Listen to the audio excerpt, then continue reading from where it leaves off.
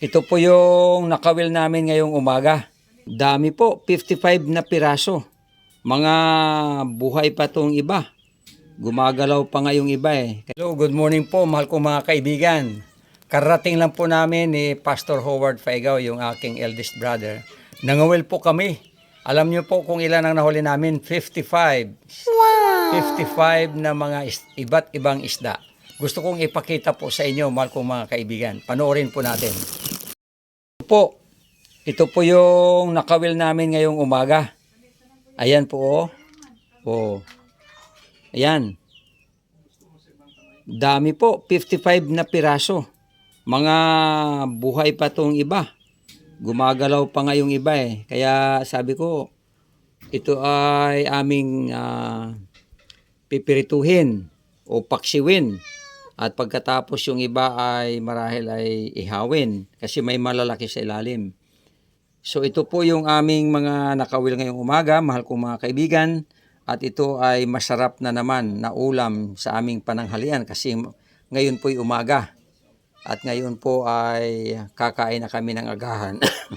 Karating lang namin.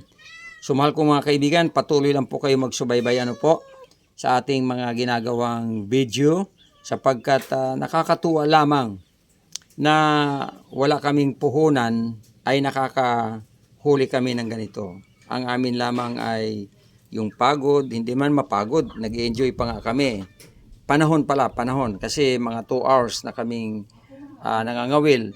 Pero wala namang problema sapagkat ang kapalit naman ay talagang mga isda na talagang mapapakinabangan. Kaya yan, sariwang-sariwa pang mga mata nila oh. Kumikindat-kindat pa. So ito po ang tinatawag nating reward sa aming pangangawil ngayong umaga. Enjoy na enjoy kami sapagkat sunod-sunod. Nagsusunuran lamang po kami. Kapag nakahuli siya, ako naman ang nakakahuli sunod. Kuminsan sabay. So ito po yung mga tinatawag nating mga reward. Mga regalo ng Panginoon sa amin, sa aming pagtatyaga na mga will, magtapo ng pain at kawil at hilahin, yun.